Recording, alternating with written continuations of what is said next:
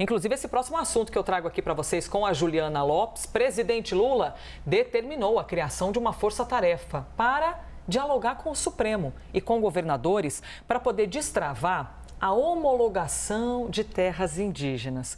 Juliana, quero entender contigo, por favor, esse assunto, porque já tem todo o debate do marco temporal. Sim.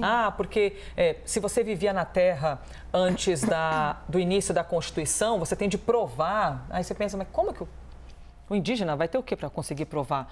Uma foto? Imagina, não tem nem foto para poder fazer isso. Um documento, mas se ele vive numa reserva, num local distante da nossa vida aqui, que é feita de papel, impressora, como é que ele resolve isso? Então já tem todo esse debate em cima do marco temporal. De que maneira o presidente espera esse diálogo com governadores, com o Supremo, para tentar destravar esse assunto?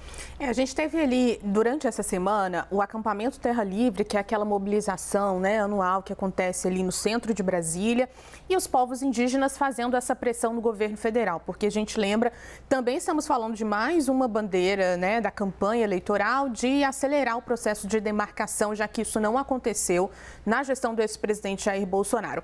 Essa palavra homologação, ela é difícil, mas significa o quê?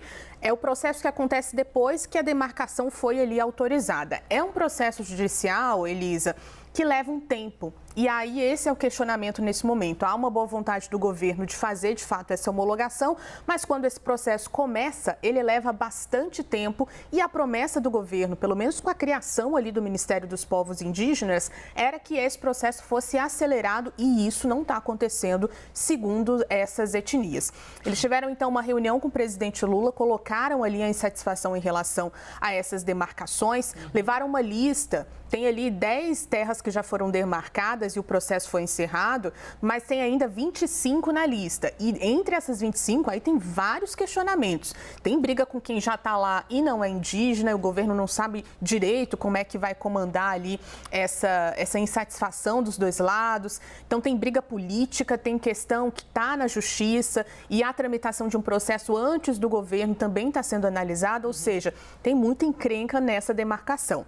Tem também essa questão do marco temporal. Os indígenas colocaram ali a insatisfação em relação à votação no Congresso Nacional, que acabou instituindo o marco temporal, mas foi derrubada pelo Supremo Tribunal Federal. Aí a gente está falando de mais uma decisão ali, um projeto do Legislativo que foi derrubado pelo Judiciário, mas essa questão está sendo discutida no Supremo Tribunal Federal. No fim das contas, o que disse o presidente da República, para a gente finalizar?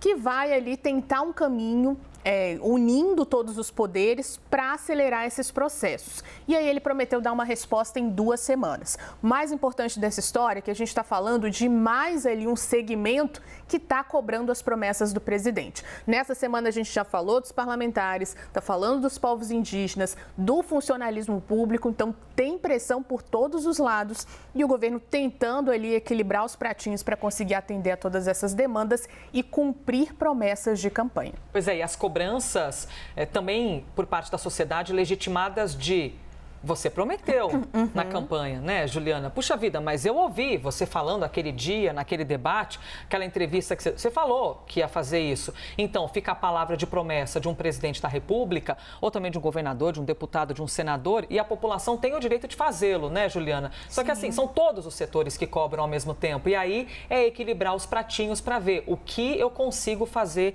nesse momento. É esse equilíbrio, Juliana, que o governo tem avaliado. Esse equilíbrio, tem promessa que era para ser cumprida ali no primeiro ano, chegando no segundo ano. Nesse caso específico, a gente teve a criação de um ministério só para acelerar essas demandas e teve alguns assuntos que avançaram e regrediram, como é o caso, por exemplo, da invasão ali no território Yanomami, A gente viu uma situação muito complicada em 2023, uma força-tarefa do governo para tentar retirar os garimpeiros daquela região, tratar a situação da fome por ali.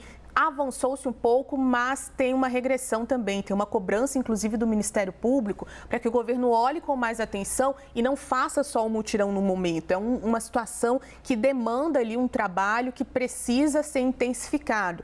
Então, tem uma cobrança para o que já começou e precisa de uma continuidade e para um processo mais acelerado do governo, uma resposta mais acelerada. Esse é o ponto principal nesse momento.